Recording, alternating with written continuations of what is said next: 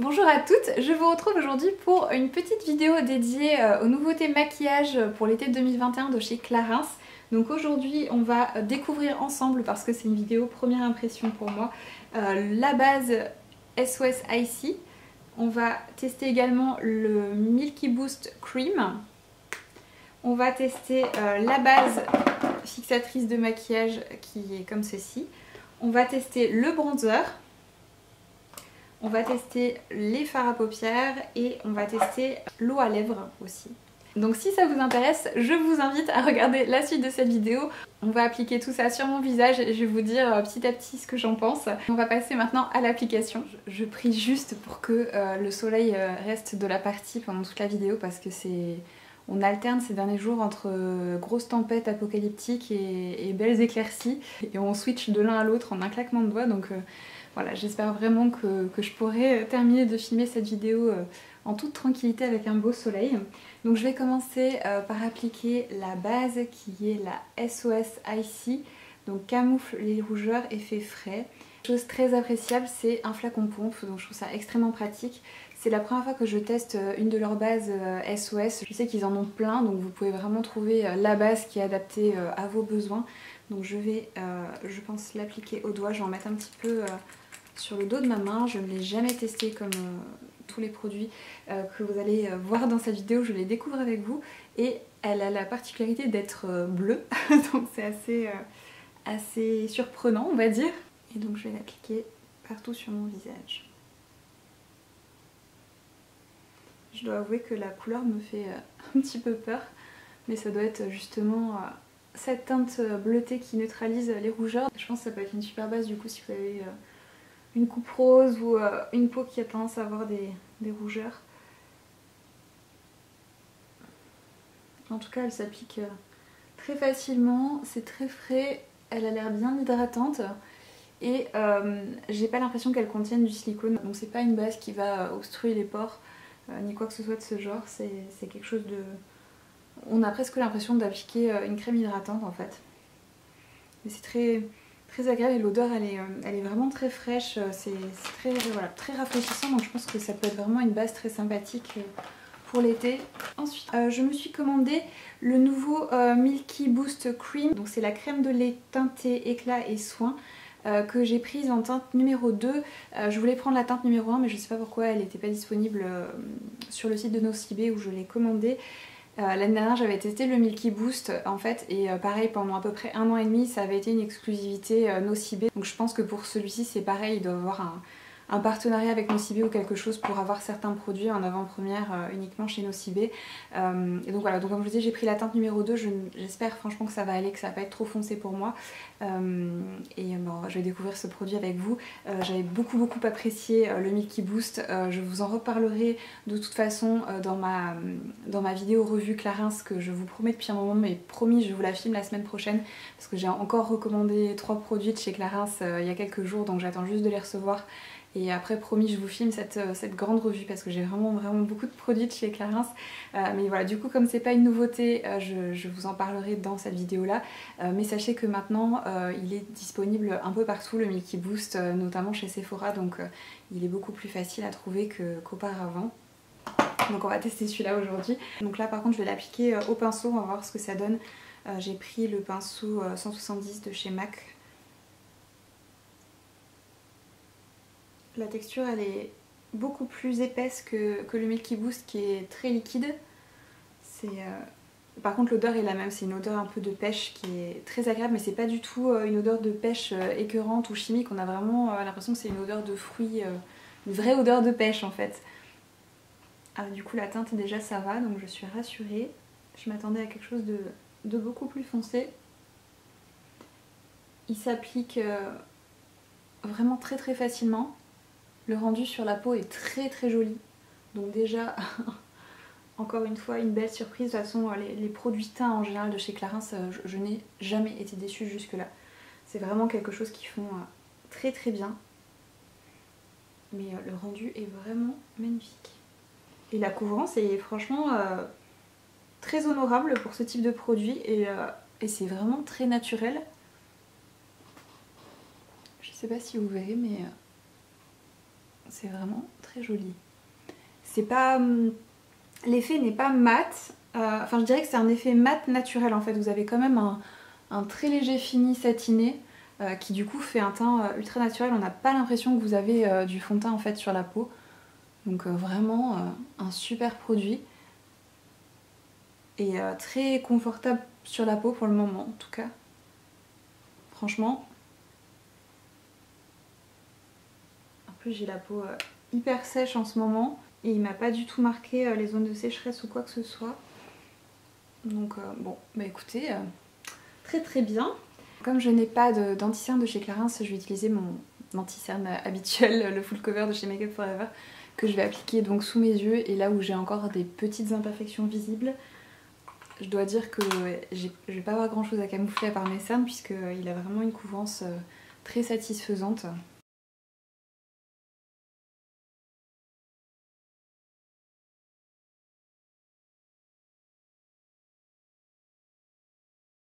Ensuite on va poudrer un petit peu. J'ai été chercher dans mon sac à main cette poudre de chez Clarins que j'utilise pour les retouches dans la journée parce qu'elle est vraiment très pratique. C'est une poudre en fait transparente et ici en fait vous avez un petit compartiment avec du papier matifiant. Donc je trouve que c'est un petit format compact ultra pratique. Et vous avez une petite éponge sur le dessus pour, voilà, pour appliquer la poudre. Et c'est une poudre comme je disais translucide. Donc vraiment très très bien ce petit format compact. C'est celui, comme je disais, que je garde dans mon sac à main. Et donc je vais poudrer le dessous de mon œil avec. Et je vais également poudrer ma zone T.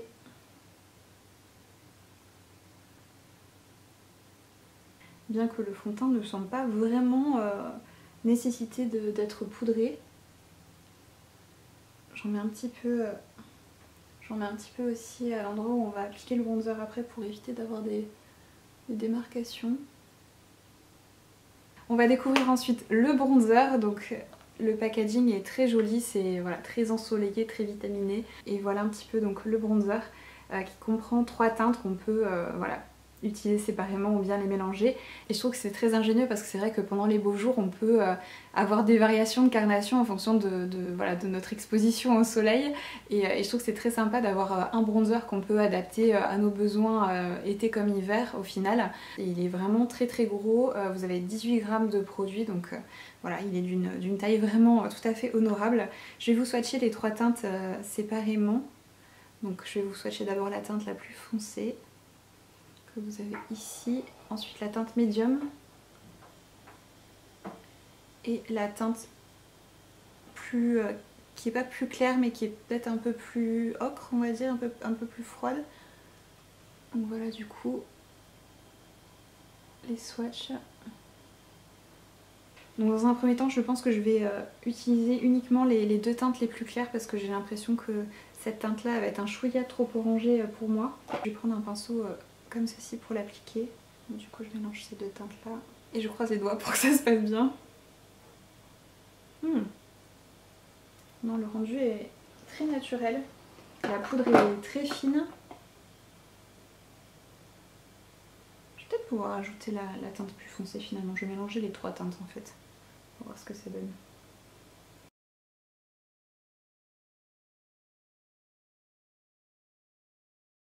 J'entends parler de ce bronzer qui ressortent tous les ans depuis des années.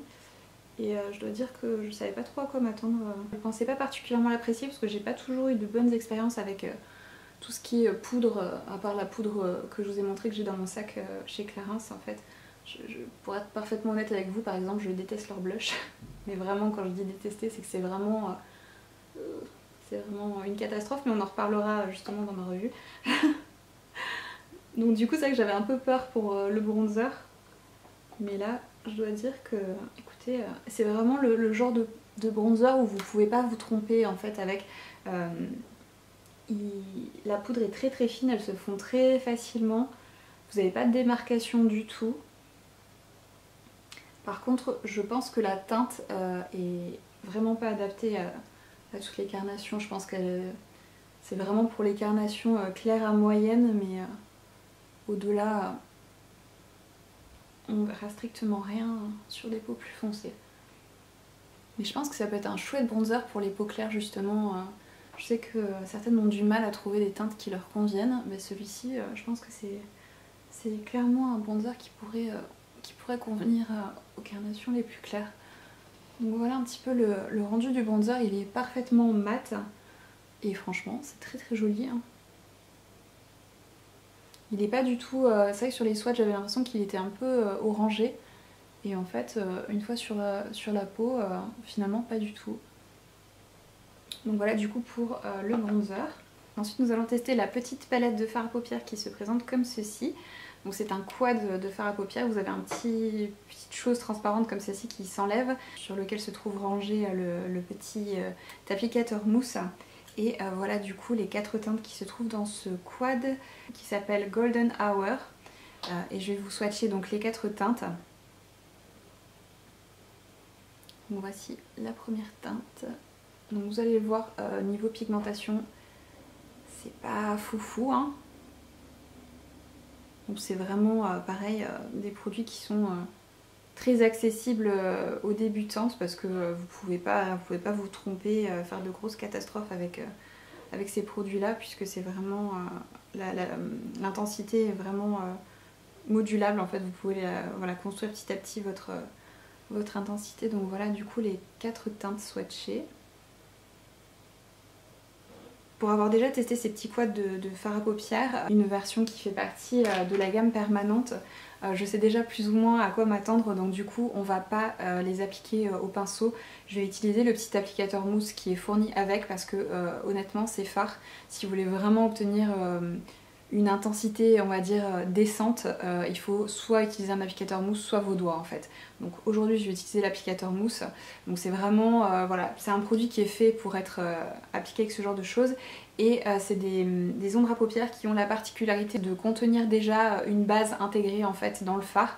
Donc encore une fois c'est vraiment un produit très adapté aux personnes qui débutent en maquillage ou bien qui ont envie de se maquiller facilement et rapidement sans se prendre la tête avec une base à paupières, des pinceaux, ce genre de choses. Donc je pense que ça fait à peu près 15 ans que je ne me suis pas maquillée avec un applicateur mousse, donc ça va être assez comique. Je vais prélever la teinte qui se trouve ici, qui est une teinte un peu terracotta. Et donc je vais l'appliquer dans mon creux. On va pas faire un make-up très élaboré au niveau des yeux aujourd'hui. Ça va vraiment être juste pour vous montrer cette petite chose en action. Donc vous voyez la teinte terracotta semble très foncée dans le pan et en fait une fois appliquée c'est quelque chose de vraiment très subtil.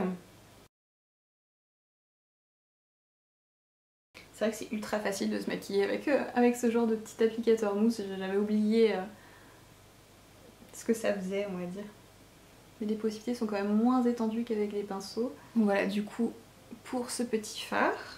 Ensuite je vais prendre la teinte qui se trouve ici, qui est une teinte un peu transparente avec des petites, comme des petites paillettes à l'intérieur. Et je vais me l'appliquer sur ma paupière mobile.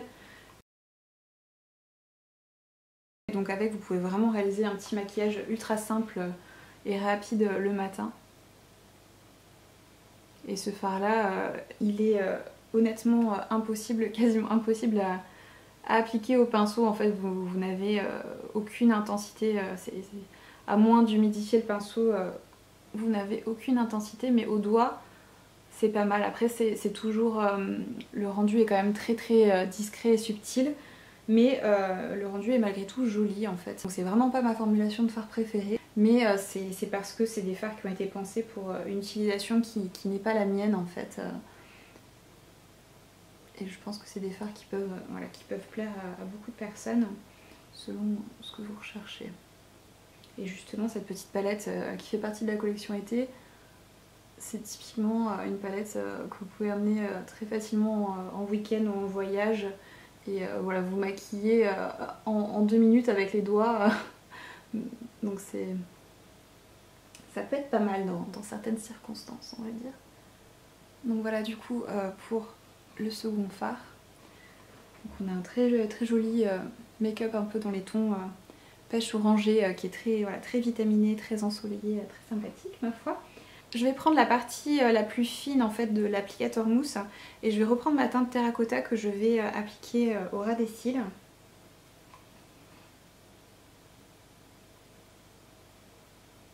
inférieur. Je n'ai pas précisé. Mais bon, vous avez pu le voir de toute façon. Au niveau des chutes, j'en ai pas. Donc ça c'est aussi un bon point que je voulais souligner. Donc voilà, du coup, pour l'application du fard à paupières, je vais ensuite mettre mon mascara qui est le Wonder Perfect Mascara 4D Waterproof de chez Clarins toujours. Dont je vous ai parlé dans mes favoris beauté de l'année 2020 parce que c'est un des mascaras que j'ai préféré l'année dernière. J'avais déjà testé leur version classique que j'avais beaucoup aimée et la version waterproof est sortie l'année dernière et je l'ai vraiment beaucoup aimée.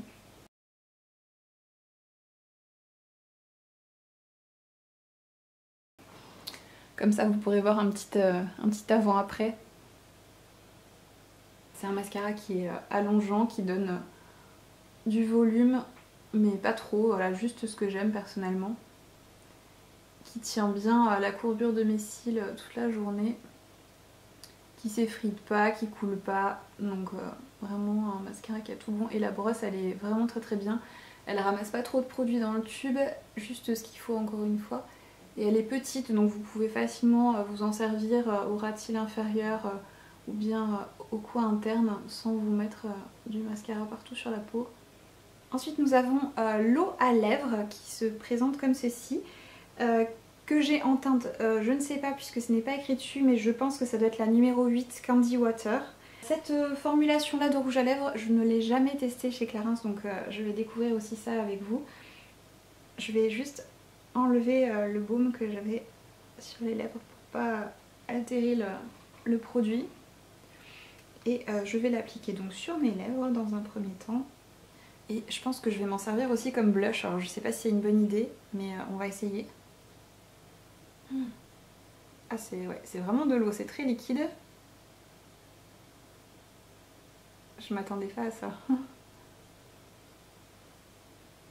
La teinte est vraiment très discrète.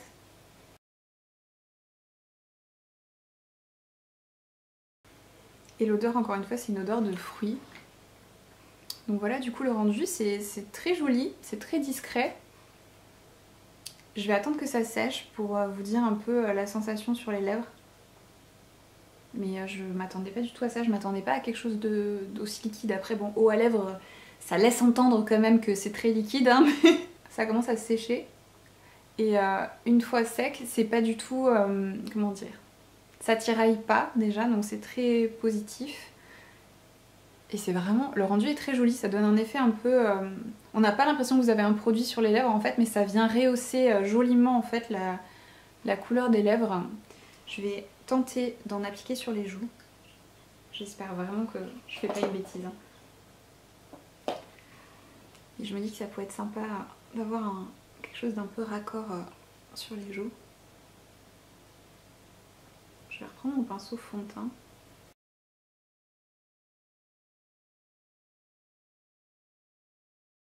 Faut vraiment l'appliquer vite parce que ça sèche quand même assez rapidement. Mais écoutez, sur les joues ça fonctionne bien aussi, hein. C'est discret mais ça donne une petite teinte légèrement rosée aux joues qui est très mignonne.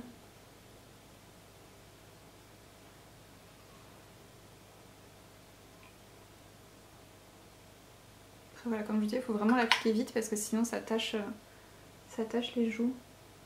Ici au départ je l'avais pas fondu assez vite et j'ai une petite marque quand même. Mais écoutez, c'est très mignon. Encore une belle réussite niveau produit pour les lèvres de chez Clarins. J'adore le rendu, franchement c'est trop joli, c'est hyper frais. J'aime beaucoup. Donc voilà, et on va terminer du coup avec le Fix Make-up, fixe le maquillage, hydrate, rafraîchit et apaise, qui est dans une très jolie bouteille comme ça en verre, on dirait vraiment presque un flacon de parfum, c'est vraiment très joli. Et donc ils disent vaporiser à 30 cm du visage en fermant les yeux. Donc on va faire ça tout de suite. Mais en tout cas le packaging est vraiment très réussi.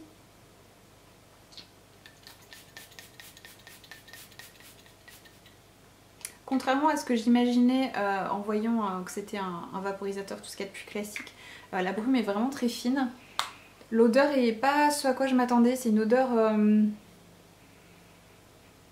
c'est discret. C'est vraiment très discret. Ça sent, je sais pas, ça sent la crème hydratante ou je sais pas, c'est vraiment... l'odeur est vraiment très subtile, donc je m'attendais à quelque chose d'un peu fruité comme les odeurs du reste de la gamme, mais en fait non, pas du tout. On a vraiment quelque chose de très basique, on va dire. Mais globalement, on a obtenu quelque chose de très joli en très peu de temps. Donc qu'est-ce que je vous recommande dans cette collection? Je vous recommande le fond de teint, le Milky Boost Cream là, qui est vraiment excellent. La base, écoutez, je pense pas qu'elle ait quoi que ce soit d'extraordinaire, à part si vous cherchez vraiment une base correctrice qui atténue les rougeurs. Mais sinon, pour le côté hydratant, tout ça, j'ai déjà vu mieux, on va dire. Mais vraiment, pour le côté correcteur, c'est vrai que la couleur bleue est vraiment pas mal du tout.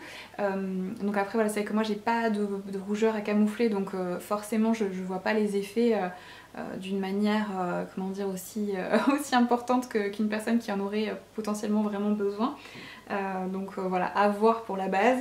Le bronzer est très bien. Je m'attendais pas à l'apprécier autant et à aimer autant le rendu de la teinte sur ma peau, mais vraiment très belle qualité, poudre très fine, se fond magnifiquement bien sur la peau, couleur très jolie.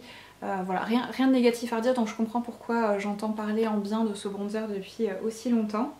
Ensuite, le quad de fard à paupières. Avec beaucoup de réserve, on va dire. Moi, c'est pas ce que je préfère comme type de fard à paupières. Mais si vous aimez vous maquiller avec des applicateurs à embout mousse ou avec les doigts, que vous êtes vraiment pas habile en fait avec tout ce qui est fard à paupières et que vous voulez vraiment quelque chose de très facile d'utilisation, ça peut être pas mal pour vous. Mais sinon, non, je vous le recommande pas. Il y a des fards à paupières qui sont 10 000 fois plus performants sur le marché et voilà, en termes de pigmentation ou de choix de teinte qui sont beaucoup plus fun que ça. Donc franchement, pour moi, c'est un non. Mais voilà, parce que j'ai des attentes qui font que c'est pas ce que j'aime, quoi, tout simplement. Ensuite, l'eau pour les lèvres, j'aime beaucoup pour ma part. Donc je me demande si je vais pas me prendre d'autres teintes parce que je trouve vraiment très joli le rendu.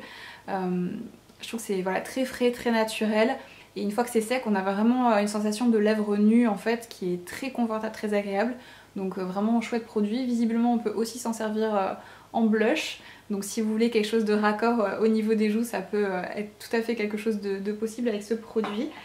Et pour la brume fixatrice, écoutez, je viens juste de l'appliquer, donc forcément, mais je vois pas pour le moment d'effet particulier. Je vais maintenant vaquer à mes occupations de la journée et je vous retrouverai donc à la toute fin de la journée pour vous dire un petit peu comment tout ça a évolué sur mon visage. Puisque c'est une vidéo première impression, j'aurai peut-être des surprises pas très agréables au cours de la journée. On verra bien. Coucou tout le monde, du coup ça doit faire à peu près 8 heures que j'ai tout ça sur le visage. J'ai fait aucune retouche, ce qui n'est pas dans mes habitudes, mais là franchement aujourd'hui j'ai pas du tout eu le temps d'avoir ce genre de considération. Et franchement j'ai très peu de brillance, ce qui est inhabituel on va dire. En général j'ai beaucoup, voilà, beaucoup de brillance sur la zone T. J'essaie de trouver un endroit où vous verrez un peu. Donc voilà, à ce niveau-là, c'est plutôt pas mal. Après, ici, je sais pas si vous verrez, mais ça me marque les rides que j'ai au niveau de la ride du lion. Pourtant, c'est un endroit où je marque pas trop. Et pareil, un petit peu au niveau du sillon nasogénien. Par contre, au niveau des rides du front, où en général, j'ai pas mal de fond de teint qui file dans les plis. Là, c'est pas du tout le cas, faut quasiment pas. Ouais, voire pas du tout. Donc ça c'est un point très positif. Et j'ai porté un masque environ 1 heure aujourd'hui et j'ai toujours du fond de teint sur voilà, cette partie là et sur le menton. Par contre je trouve qu'il a un petit peu aux endroits où j'avais le masque, il a un petit peu fait des... Comment dire, il a migré un peu en paquet, donc je pense que ça devait être à cause de l'humidité. Mais globalement, enfin c'est pas... Franchement, ça aurait pu être bien pire. J'ai des fonds de teint qui me font des trucs bien pires que ça avec le masque. Globalement, je suis très contente de la tenue de ce fond de teint.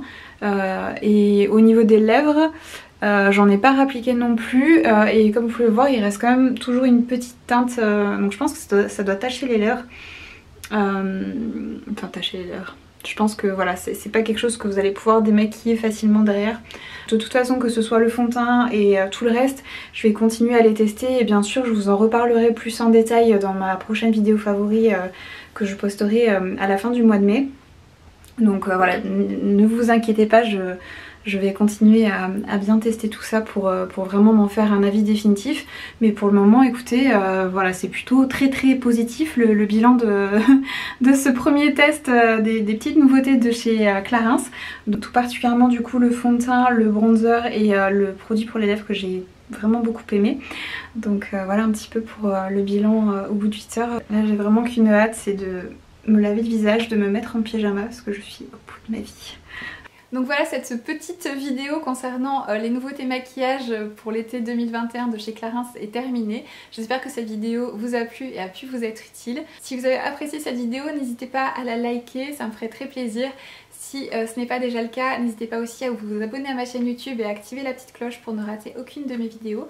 Je vous fais des gros bisous à toutes et je vous retrouve très bientôt pour de nouvelles vidéos.